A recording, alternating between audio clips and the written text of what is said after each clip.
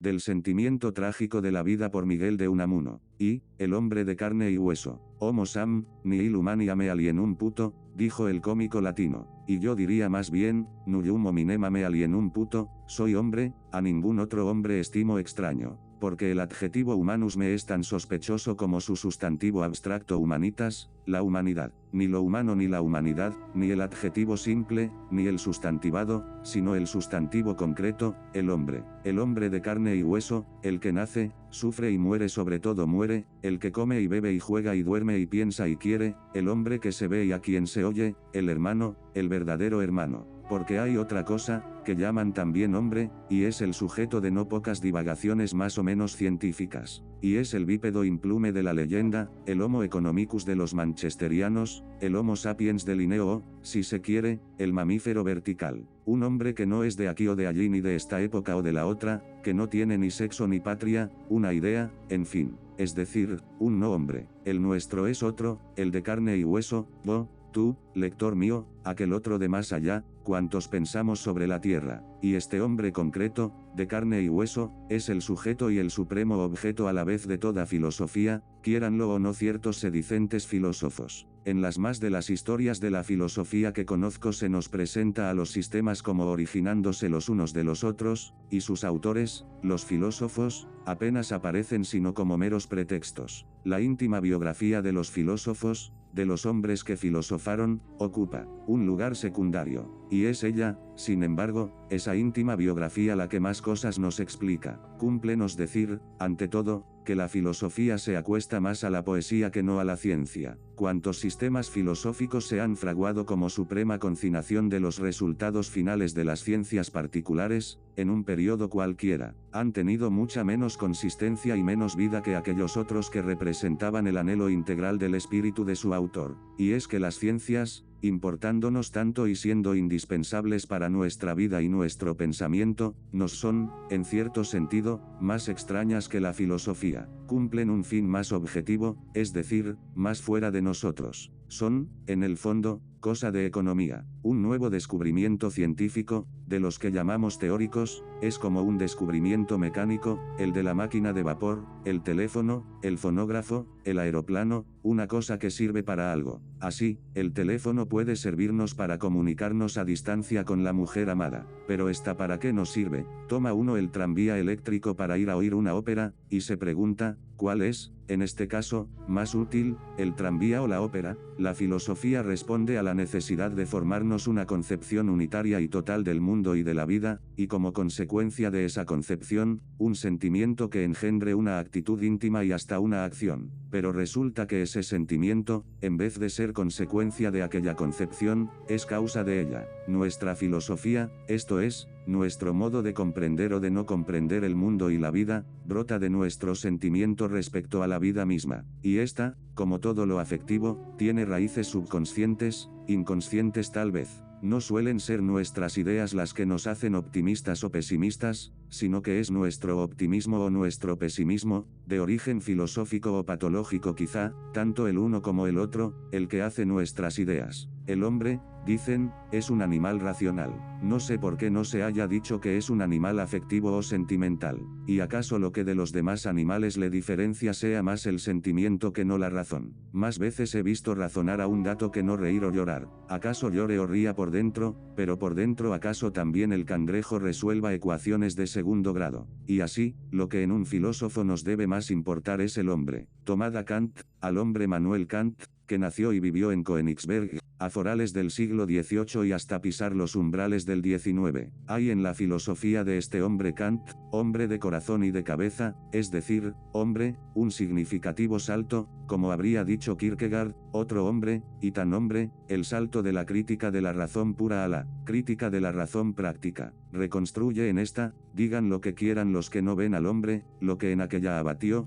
después de haber examinado y pulverizado con su análisis las tradicionales pruebas de la existencia de Dios, del Dios aristotélico, que es el Dios que corresponde al nuzo atricón, del Dios abstracto, del primer motor inmóvil, vuelve a reconstruir a Dios, pero al Dios de la conciencia, al autor del orden moral, al Dios luterano, en fin. Ese salto de Kant está ya en germen en la noción luterana de la fe. El un Dios, el Dios racional, es la proyección al infinito de fuera del hombre por definición, es decir, del hombre abstracto, el hombre no hombre, y el otro Dios, el Dios sentimental o volitivo, es la proyección al infinito de dentro del hombre por vida, del hombre concreto, de carne y hueso. Kant reconstruyó con el corazón lo que con la cabeza había abatido, y es que sabemos, por testimonio de los que le conocieron y por testimonio propio, en sus cartas y manifestaciones privadas, que el hombre Kant, el solterón un sí es no es egoísta, que profesó filosofía en Königsberg a fines del siglo de la enciclopedia y de la diosa razón, era un hombre muy preocupado del problema, quiero decir del único verdadero problema vital,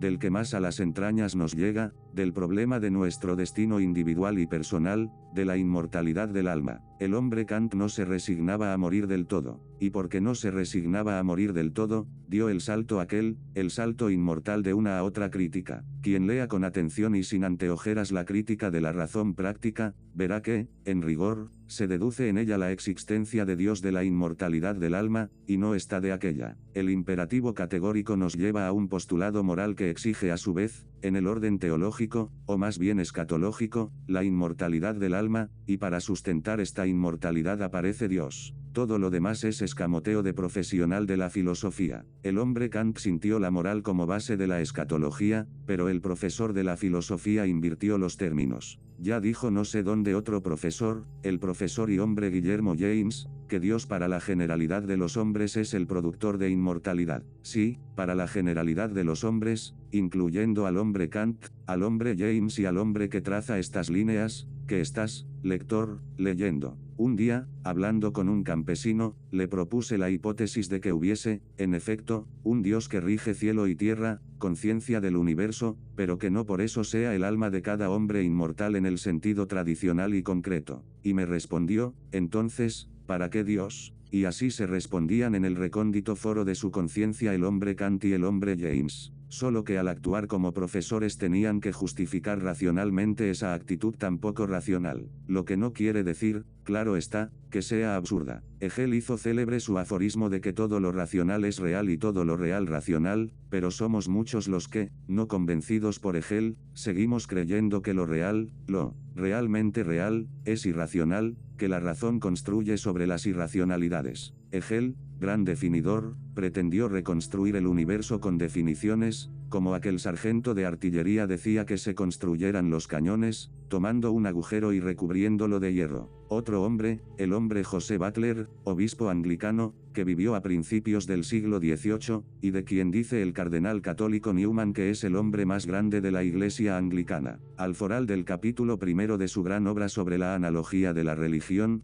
The Analogy of Religion, capítulo que trata de la vida futura, escribió estas pequeñas palabras, esta credibilidad en una vida futura, sobre lo que tanto aquí se ha insistido, por poco que satisfaga nuestra curiosidad, parece responder a los propósitos todos de la religión tanto como respondería una prueba demostrativa. En realidad, una prueba, aun demostrativa, de una vida futura, no sería una prueba de religión, porque el que hayamos de vivir después de la muerte es cosa que se compadece también con el ateísmo, y que puede ser por este tan tomada en cuenta como el que ahora estamos vivos, y nada puede ser, por lo tanto, más absurdo que arguir del ateísmo que no puede haber estado futuro. El hombre Butler, cuyas obras acaso conociera el hombre Kant, quería salvar la fe en la inmortalidad del alma, y para ello la hizo independiente de la fe en Dios. El capítulo primero de su antología trata, como os digo, de la vida futura, y el segundo del gobierno de Dios por premios y castigos. Y es que, en el fondo, el buen obispo anglicano deduce la existencia de Dios de la inmortalidad del alma, y como el buen obispo anglicano partió de aquí, no tuvo que dar el salto que a fines de su mismo siglo tuvo que dar el buen filósofo luterano.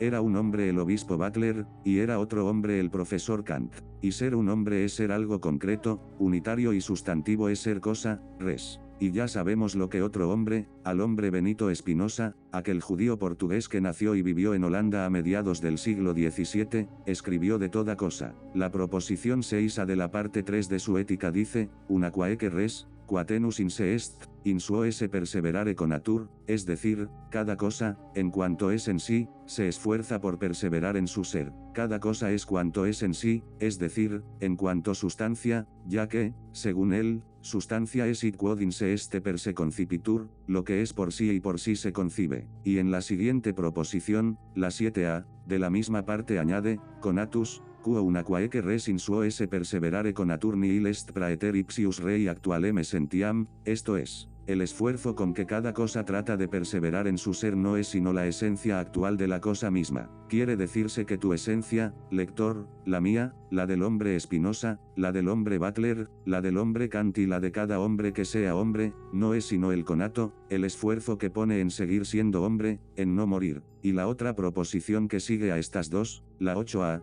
dice, conatus, quo unaquae res in suo esse perseverare conatur, nullum tempus finitum, sed indefinitum involvit, o sea, el esfuerzo con que cada cosa se esfuerza por perseverar en su ser, no implica tiempo finito, sino indefinido. Es decir, que tú, yo y Spinoza queremos no morirnos nunca y que nuestro anhelo de nunca morirnos es nuestra esencia actual. Y, sin embargo, este pobre judío portugués, desterrado en las tinieblas holandesas, no pudo llegar a creer nunca en su propia inmortalidad personal, y toda su filosofía no fue sino una consolación que fraguó para esta su falta de fe. Como a otros les duele una mano o un pie o el corazón o la cabeza, a Spinoza le dolía Dios. Pobre hombre, y pobres hombres los demás. Y el hombre, esta cosa, es una cosa, por absurda que parezca la pregunta, hay quienes se la han propuesto. Anduvo no ha mucho por el mundo una cierta doctrina que llamábamos positivismo, que hizo muy bien y mucho mal. Y entre otros males que hizo, fue el de traernos un género tal de análisis que los hechos se pulverizaban con él, reduciéndose a polvo de hechos. Los más de los que el positivismo llamaba hechos, no eran sino fragmentos de hechos. En psicología su acción fue deletérea. Hasta hubo escolásticos metidos a literatos, no digo filósofos metidos a poetas, porque poeta y filósofo son hermanos gemelos, si es que no la misma cosa, que llevaron el análisis psicológico positivista a la novela y al drama, donde hay que poner en pie hombres concretos, de carne y hueso, y en fuerza de estados de conciencia las conciencias desaparecieron. Les sucedió lo que dicen sucede con frecuencia al examinar y ensayar ciertos complicados compuestos químicos orgánicos, vivos, y es que los reactivos destruyen el cuerpo mismo que se trata de examinar, y lo que obtenemos son no más que productos de su composición, partiendo del hecho evidente de que por nuestra conciencia desfilan estados contradictorios entre sí, llegaron a no ver claro la conciencia, el yo. Preguntarle a uno por su yo, es como preguntarle por su cuerpo, y cuenta que al hablar del yo, hablo del yo concreto y personal, no del yo de Fichte, sino de Fichte mismo, del hombre Fichte, y lo que determina a un hombre, lo que le hace un hombre, uno y no otro, el que es y no el que no es un principio de unidad y un principio de continuidad. Un principio de unidad primero, en el espacio, merced al cuerpo, y luego en la acción y en el propósito. Cuando andamos, no va un pie hacia adelante, el otro hacia atrás, ni cuando miramos mira un ojo al norte y el otro al sur, como estemos sanos. En cada momento de nuestra vida tenemos un propósito, y a él conspira la sinergia de nuestras acciones, aunque al momento siguiente cambiemos de propósito. Y es en cierto sentido un hombre tanto más hombre, cuanto más unitaria sea su acción. Hay quien en su vida toda no persigue sino un solo propósito, sea el que fuere, y un principio de continuidad en el tiempo. Sin entrar a discutir discusión ociosa si soy o no el que era hace 20 años, es indiscutible, me parece, el hecho de que el que soy hoy proviene, por serie continua de estados de conciencia, del que era en mi cuerpo hace 20 años. La memoria es la base de la personalidad individual, así como la tradición lo es de la personalidad colectiva de un pueblo. Se vive en el recuerdo y por el recuerdo, y nuestra vida espiritual no es, en el fondo, sino el esfuerzo de nuestro recuerdo por perseverar, por hacerse esperanza, el esfuerzo de nuestro pasado por hacerse porvenir. Todo esto es de una perogrullería chillante, bien lo sé, pero es que, rodando por el mundo, se encuentra uno con hombres que parece no se sienten a sí mismos. Uno de mis mejores amigos, con quien he paseado a diario durante muchos años enteros, cada vez que yo le hablaba de este sentimiento de la propia personalidad, me decía, pues yo no me siento a mí mismo, no sé qué es eso. En cierta ocasión, este amigo a que aludo me dijo, quisiera ser fulano, aquí un nombre, y le dije, eso es lo que yo no acabo nunca de comprender, que uno quiera ser otro cualquiera. Querer ser otro, es querer dejar de ser uno el que es. me explico que uno desee tener lo que otro tiene, sus riquezas o sus conocimientos, pero ser otro, es cosa que no me la explico. Más de una vez se ha dicho que todo hombre desgraciado prefiere ser el que es, aun con sus desgracias, a ser otro sin ellas. Y es que los hombres desgraciados, cuando conservan la sanidad en su desgracia, es decir, cuando se esfuerzan por perseverar en su ser, prefieren la desgracia a la no existencia. De mí sé decir, que cuando era un mozo, y aún de niño, no lograron conmoverme las patéticas pinturas que del infierno se me hacían, pues ya desde entonces nada se me aparecía tan horrible como la nada misma. Era una furiosa hambre de ser, un apetito de divinidad como nuestro ascético dijo. Irle a uno con la embajada de que se haga otro, es irle con la embajada de que deje de ser él. Cada cual defiende su personalidad, y solo acepta un cambio en su modo de pensar o de sentir en cuanto este cambio pueda entrar en la unidad de su espíritu y engarzar en la continuidad de él. En cuanto ese cambio pueda armonizarse e integrarse con todo el resto de su modo de ser, pensar y sentir, y pueda a la vez enlazarse a sus recuerdos. Ni a un hombre, ni a un pueblo que es, en cierto sentido, un hombre también se le puede exigir un cambio que rompa la unidad y la continuidad de su persona. Se le puede cambiar mucho, hasta por completo casi, pero dentro de continuidad. Cierto es que se da en ciertos individuos eso que se llama un cambio de personalidad, pero eso es un caso patológico, y como tal lo estudian los alienistas. En esos cambios de personalidad, la memoria, base de la conciencia, se arruina por completo, y solo le queda al pobre paciente, como substrato de continuidad individual ya que no personal, el organismo físico. Tal enfermedad equivale a la muerte para el sujeto que la padece, para quienes no equivale a su muerte es para los que hayan de heredarle, si tiene bienes de fortuna. Y esa enfermedad no es más que una revolución, una verdadera revolución. Una enfermedad es, en cierto respecto, una disociación orgánica, es un órgano o un elemento cualquiera del cuerpo vivo que se revela, rompe la sinergia vital y conspira a un fin distinto del que conspiran los demás elementos con él coordinados. Su fin puede ser, considerado en sí, es decir, en abstracto, más elevado, más noble, más todo lo que se quiera, pero es otro. Podrá ser mejor volar y respirar en el aire que nadar y respirar en el agua, pero si las aletas de un pez dieran en querer convertirse en alas, el pez, como pez, perecería. Y no sirve decir que acabaría por hacerse ave, si es que no había en ello un proceso de continuidad. No lo sé bien, pero ¿acaso se pueda dar que un pez engendre un ave, u otro pez que está más cerca del ave que él,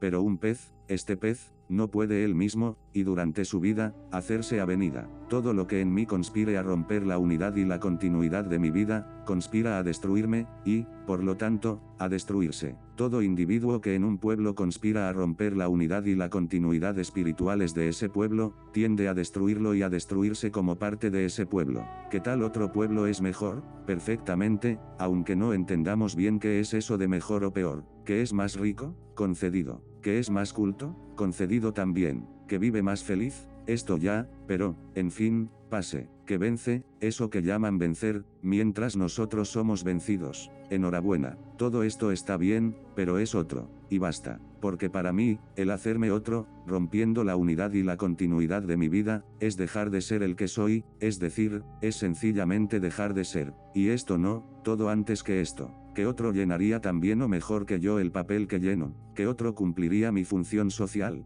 Sí, pero no yo.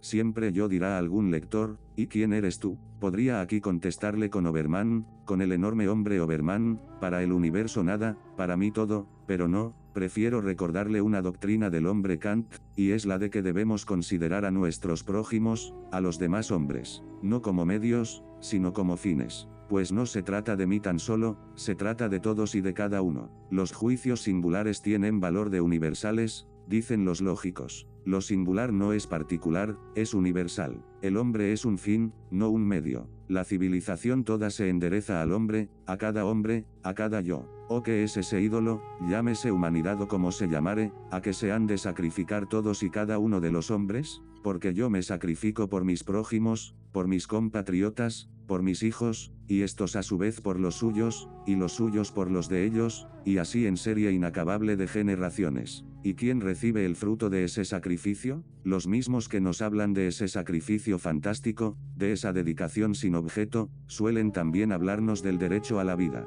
¿Y qué es el derecho a la vida? Me dicen que he venido a realizar no sé qué fin social, pero yo siento que yo, lo mismo que cada uno de mis hermanos, he venido a realizarme, a vivir. Sí, sí, lo veo, una enorme actividad social, una poderosa civilización, mucha ciencia, mucho arte, mucha industria, mucha moral, y luego, cuando hayamos llenado el mundo de 8 maravillas industriales, grandes fábricas, caminos, museos, bibliotecas, caeremos agotados al pie de todo esto, y quedará, ¿para quién? ¿Se hizo el hombre para la ciencia o se hizo la ciencia para el hombre? Ea, exclamará de nuevo el mismo lector, volvemos a aquello del catecismo. P, ¿para quién hizo Dios el mundo? R, para el hombre. Pues bien, sí, así debe responder el hombre que sea hombre. La hormiga, si se diese cuenta de esto, y fuera persona, consciente de sí misma, contestaría que para la hormiga, y contestaría bien. El mundo se hace para la conciencia, para cada conciencia. Una alma humana vale por todo el universo, ha dicho no sé quién, pero ha dicho egregiamente. Un alma humana,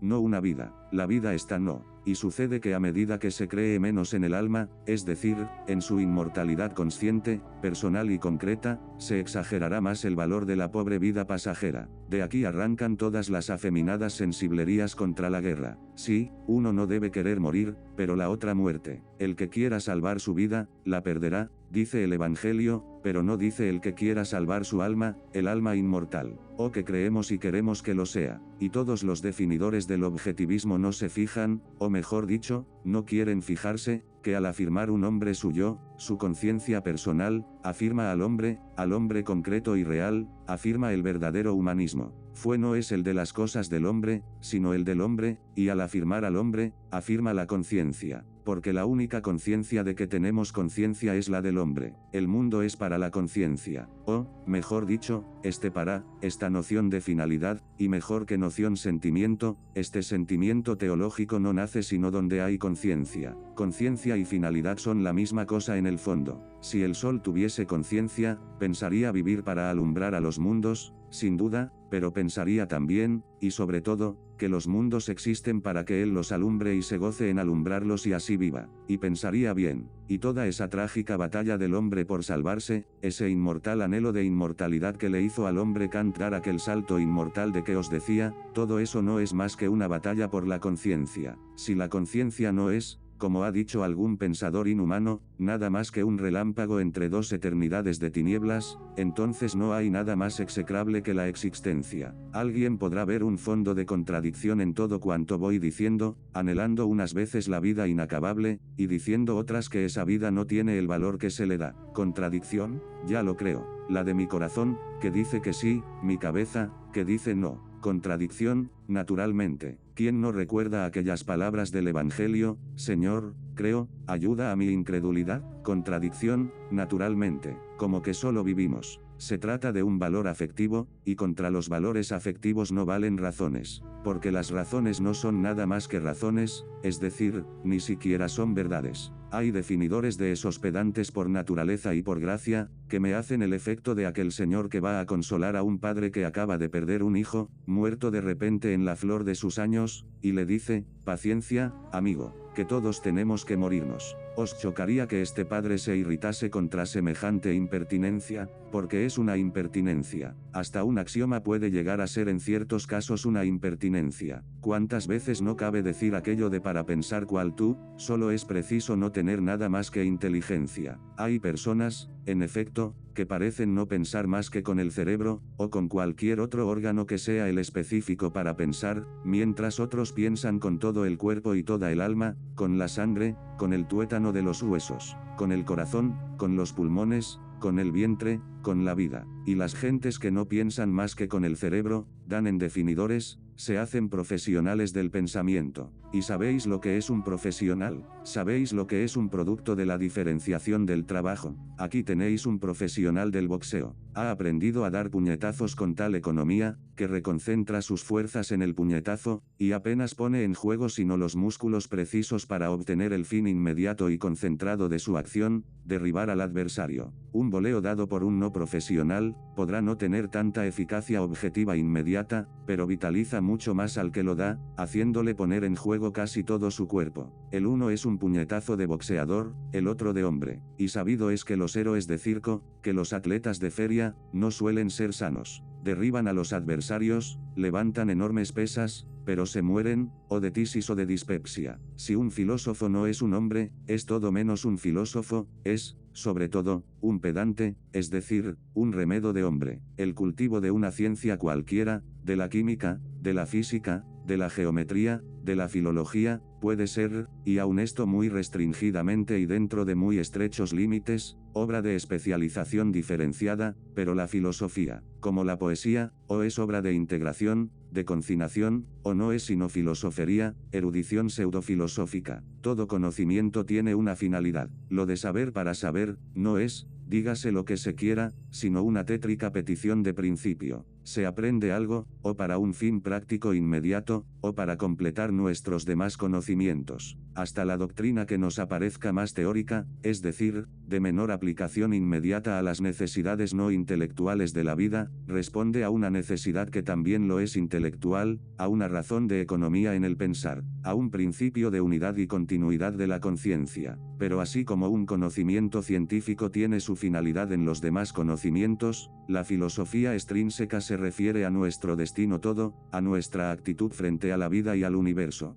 Y el más trágico problema de la filosofía es el de conciliar las necesidades intelectuales con las necesidades afectivas y con las volitivas. Como que ahí fracasa toda filosofía que pretende deshacer la eterna y trágica contradicción, base de nuestra existencia. Pero ¿afrontan todos esta contradicción? Poco puede esperarse, verbigracia, de un gobernante que alguna vez, aun cuando sea por modo oscuro, no se ha preocupado del principio primero y del fin último de las cosas todas, y sobre todo de los hombres, de su primer porqué y de su último para qué. Y esta suprema preocupación no puede ser puramente racional, tiene que ser afectiva. No basta pensar, hay que sentir nuestro destino. Y el que, pretendiendo dirigir a sus semejantes, dice y proclama que le tienen sin cuidado las cosas de tejas arriba, no merece dirigirlos. Sin que esto quiera decir, claro está, que haya de pedírsele solución alguna determinada. ¿Solución? ¿La hay acaso? Por lo que a mí hace, jamás me entregaré de buen grado, y otorgándole mi confianza, a conductor alguno de pueblos que no esté penetrado de que, al conducir un pueblo, conduce hombres, hombres de carne y hueso, hombres que nacen, sufren, y aunque no quieran morir, mueren, hombres que son fines en sí mismos, no solo medios, hombres que han de ser lo que son y no otros, hombres, en fin, que buscan eso que llamamos la felicidad. Es inhumano, por ejemplo, sacrificar una generación de hombres a la generación que le sigue, cuando no se tiene sentimiento del destino de los sacrificados, no de su memoria, no de sus nombres, sino de ellos mismos. Todo eso de que uno vive en sus hijos, o en sus obras, o en el universo, son vagas elucubraciones con que solo se satisfacen los que padecen de estupidez afectiva, que pueden ser, por lo demás, personas de una cierta eminencia cerebral, porque puede uno tener un gran talento, lo que llamamos un gran talento, y ser un estúpido del sentimiento y hasta un imbécil moral. Se han dado casos. Estos estúpidos afectivos con talento suelen decir que no sirve querer ahondar en lo incognoscible ni dar coces contra el aguijón. Es como si se le dijera a uno a quien le han tenido que amputar una pierna, que de nada le sirve pensar en ello. Y a todos nos falta algo, solo que unos lo sienten y otros no, o hacen como que no lo sienten, y entonces son unos hipócritas. Un pedante que vio a Solón llorar la muerte de un hijo, le dijo, ¿para qué lloras así, si eso de nada sirve? Y el sabio le respondió, por eso precisamente, porque no sirve. Claro está que el llorar sirve de algo, aunque no sea más que de desahogo, pero bien se ve el profundo sentido de la respuesta de Solón al impertinente. Y estoy convencido de que resolveríamos muchas cosas si saliendo todos a la calle, y poniendo a luz nuestras penas, que acaso resultasen una sola pena común, nos pusiéramos en común a llorarlas y a dar gritos al cielo y a llamar a Dios. Aunque no nos oyese, que sí nos oiría. Lo más santo de un templo es que es el lugar a que se va a llorar en común. un miserere, cantado en común por una muchedumbre, azotada del destino, vale tanto como una filosofía. No basta curar la peste, hay que saber llorarla. Sí, hay que saber llorar. ¿Y acaso esta es la sabiduría suprema? ¿Para qué? Preguntádselo a Solón. Hay algo que, a falta de otro nombre, llamaremos el sentimiento trágico de la vida, que lleva tras sí toda una concepción de la vida misma y del universo, toda una filosofía más o menos formulada, más o menos consciente. Y ese sentimiento pueden tenerlo, y lo tienen, no solo hombres individuales, sino pueblos enteros. Y ese sentimiento, más que brotar de ideas, las determina, aun cuando luego, claro está, estas ideas reaccionan sobre él, corroborándolo. Unas veces puede provenir de una enfermedad adventicia, de una dispepsia, verbigracia, pero otras veces es constitucional. Y no sirve hablar, como veremos, de hombres sanos e insanos. Aparte de no haber una noción normativa de la salud, nadie ha probado que el hombre tenga que ser naturalmente alegre. Es más, el hombre, por ser hombre, por tener conciencia, es ya, respecto al burro o a un cangrejo, un animal enfermo. La conciencia es una enfermedad. Ha habido entre los hombres de carne y hueso ejemplares típicos de esos que tienen el sentimiento trágico de la vida. Ahora recuerdo a Marco Aurelio, San Agustín, Pascal, Rousseau, René, Obermann, Thomson, Leopardi, Vigny, Lenau, Kleist, Amiel, Quental, Kierkegaard, hombres cargados de sabiduría más bien que de ciencia. Habrá quien crea que uno cualquiera de estos hombres adoptó su actitud como si actitudes así cupiese adoptar, como quien adopta una postura, para llamar la atención o tal vez para congraciarse con los poderosos, con sus jefes acaso. Porque no hay nada más menguado que el hombre cuando se pone a suponer intenciones ajenas, pero omni soit qui mali pense. Y esto por no estampar ahora y aquí otro proverbio, este español, mucho más enérgico, pero que acaso raye en grosería. Y hay, creo, también pueblos que tienen el sentimiento trágico de la vida. Es lo que hemos de ver ahora, empezando por eso de la salud y la enfermedad. En este primer capítulo del sentimiento trágico de la vida de Miguel de Unamuno, hemos explorado la profunda reflexión sobre el ser humano, considerándolo como el hombre de carne y hueso. Unamuno nos invita a adentrarnos en el complejo tejido de la existencia, donde el sentimiento trágico de la vida se manifiesta como una realidad ineludible. A través de la confrontación con la dualidad entre salud y enfermedad, la sabiduría y la conciencia, Unamuno nos plantea preguntas fundamentales sobre el propósito de nuestra existencia. Se destaca la importancia de sentir y expresar el dolor, de llorar en común las penas, como un acto que va más allá de la mera racionalidad. El autor nos presenta ejemplos de hombres eminentes que han abrazado este sentimiento trágico, mostrándonos que la sabiduría no siempre se encuentra en la búsqueda de respuestas definitivas, sino en la capacidad de enfrentar las contradicciones inherentes a la vida. En última instancia, Unamuno nos lleva a cuestionarnos sobre la verdadera naturaleza de la salud, la enfermedad y la propia existencia, subrayando que el hombre, por su conciencia, es ya un ser enfermo. Así concluye este primer capítulo, dejándonos inmersos en la reflexión sobre la condición humana y anticipando la exploración más profunda del sentimiento trágico de la vida que nos depara la obra.